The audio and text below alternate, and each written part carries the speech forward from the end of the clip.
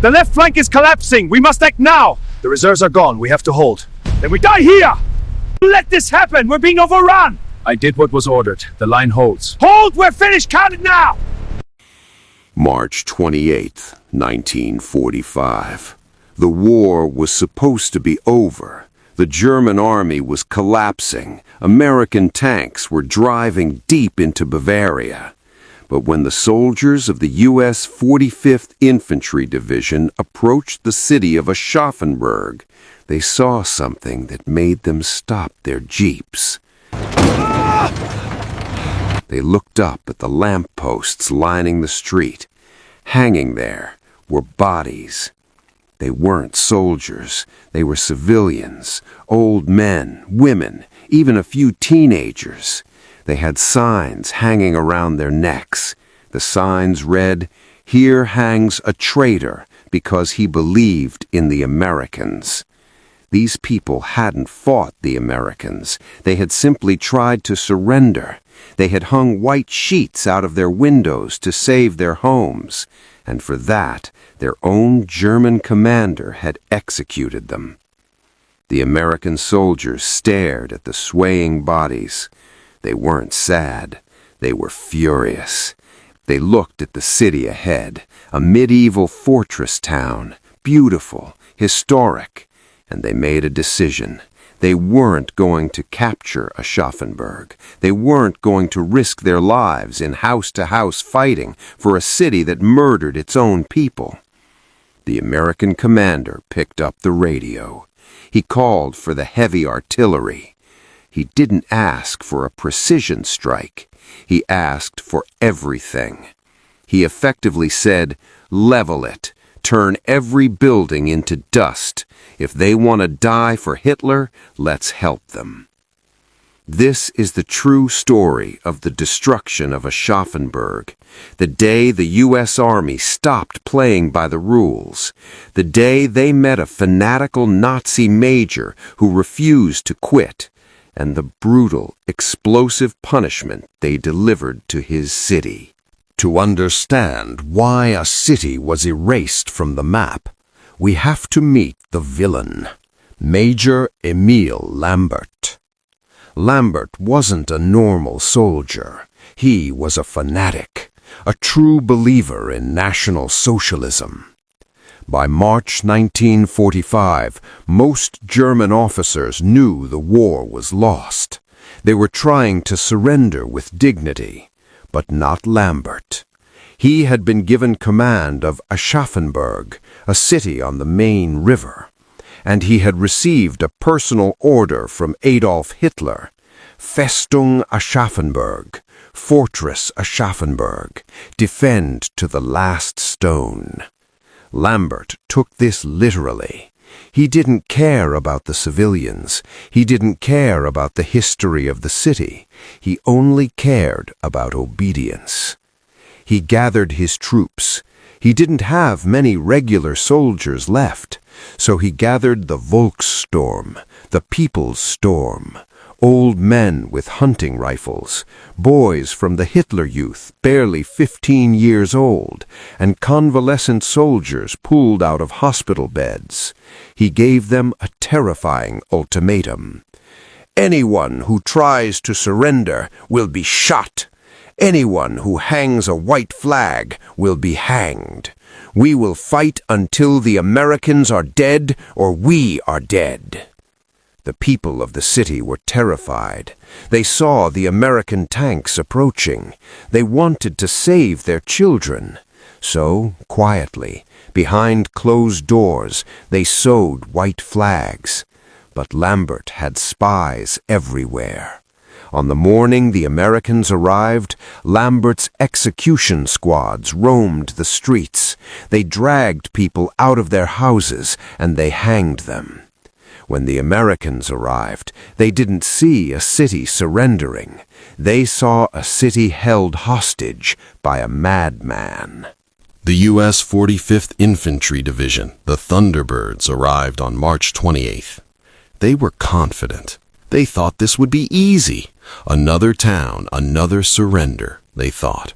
They sent a small force of infantry into the suburbs.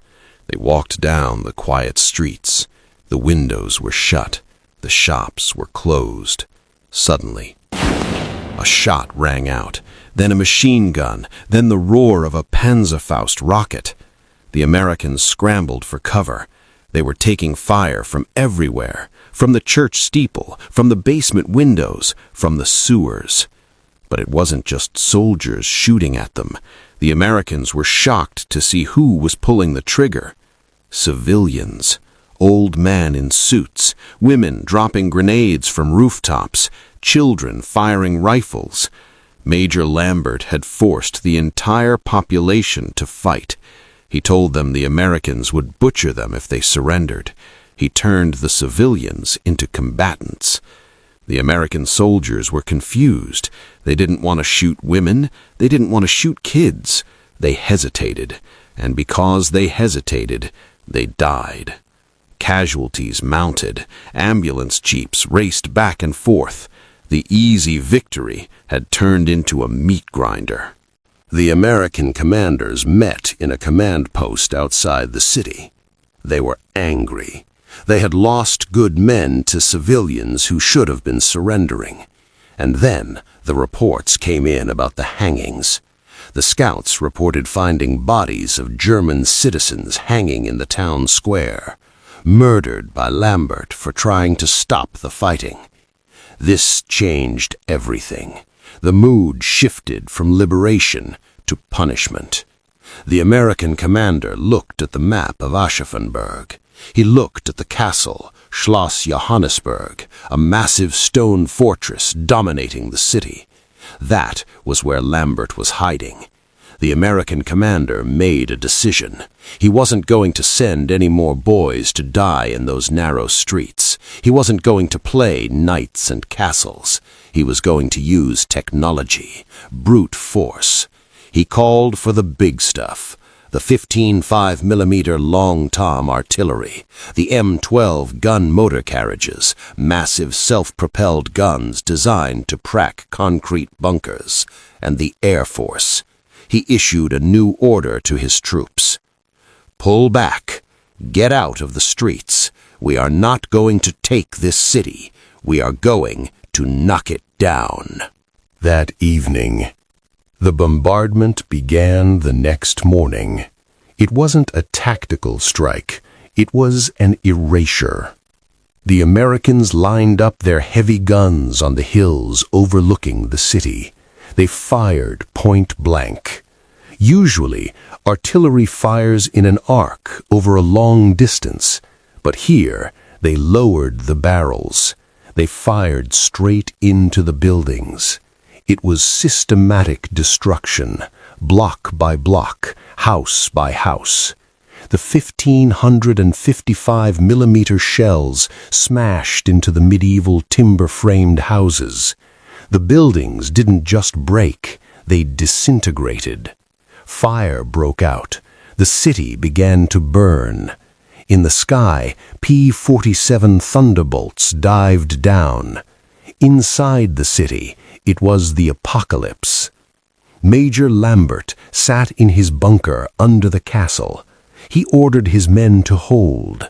"The Americans are weak," he shouted. "They are afraid to come in." But the Americans weren't afraid. They were just efficient. They realized there was no point in dying for a city that wanted to fight. An American sergeant wrote in his diary, "We just sat on the hill and watched it burn. After seeing those bodies on the lamp posts, I didn't feel a thing. They brought this on themselves." This was one of the most controversial decisions of the war, destroying an entire city to save American lives. Was it justified, or was it excessive force? We bring you the hard questions of history. If you want the truth, uncensored, subscribe to the channel now. Join us on the front line. After days of shelling, the city was a ruin, but the castle, Schloss Johannesburg, was still standing. It was a massive red sandstone fortress built in the 1600s. The walls were 8 feet thick, Lambert was inside with his most fanatical troops. The Americans moved in to finish it, but they didn't send infantry to storm the gates. They brought up an M12 gun motor carriage. This was a 155mm gun on tank tracks. They parked it right in front of the castle, point-blank range. The German soldiers inside looked out of the arrow slits. They saw the massive barrel pointing straight at them. The first shell hit the main tower. Stone exploded. Dust filled the air. The Americans fired again and again. They were punching holes through walls that had stood for 300 years. The castle caught fire. The roof collapsed. Inside, the wounded were screaming. The teenage soldiers were crying. They begged Major Lambert to surrender. "Herr Major, we cannot fight a wall of fire." But Lambert pulled his pistol. He threatened his own men. "Wir kämpfen!" But finally, the men had enough. On the morning of April 3rd, the firing from the castle stopped. A white flag appeared from a hole in the castle wall. The Americans held their fire. Slowly, the German soldiers walked out. They were covered in red dust from the sandstone. They coughed. They stumbled. They looked like ghosts. And then Major Lambert walked out. He was still wearing his uniform. He still had his medals. He walked with his head high, arrogant to the end. He walked up to the American commander, Lieutenant Colonel Felix Sparks, the same Felix Sparks who would later liberate Dachau. Lambert saluted. He tried to make a speech about honor and duty. Sparks didn't listen. He looked at the ruins of the city. He looked at the smoke. He looked at the dead civilians in the streets, killed by Lambert's refusal to quit. Sparks didn't salute back. He ordered his MPs, "Get him out of my sight before I shoot him myself." Lambert was stripped of his weapons. He was thrown into a jeep. As he was driven away, the surviving citizens of Aschaffenburg came out of their cellars. They didn't cheer for him. They spat at him. They cursed him. "Murderer!" they shouted. "You destroyed our home." The battle for Aschaffenburg lasted 10 days. It should have lasted 10 hours. Because of one man's fanaticism, the city was 90% destroyed. Hundreds of civilians were dead. Hundreds of American soldiers were killed or wounded. When General Patton heard about the battle, he was grimly satisfied. He visited the ruins. He looked at the piles of rubble that used to be houses. He said, "It is a good lesson. If they want to fight, this is what happens. We will not trade American lives for German buildings." Patton used Aschaffenburg as a warning. For the rest of the war, whenever the Third Army approached a town, they sent a message ahead. "Remember Aschaffenburg. Surrender now, or we will bring the heavy guns." Most towns surrendered immediately. The destruction of Aschaffenburg saved thousands of lives later in the war because it proved that the Americans were not bluffing. And what happened to Major Lambert? The man who hanged his own people? He wasn't treated as an ordinary POW. He was put on trial for murder. Not for killing Americans, that is war, but for killing the German civilians who tried to surrender. He was found guilty. He was sentenced to death. Though later, in the confusion of post-war appeals, his sentence was commuted to imprisonment.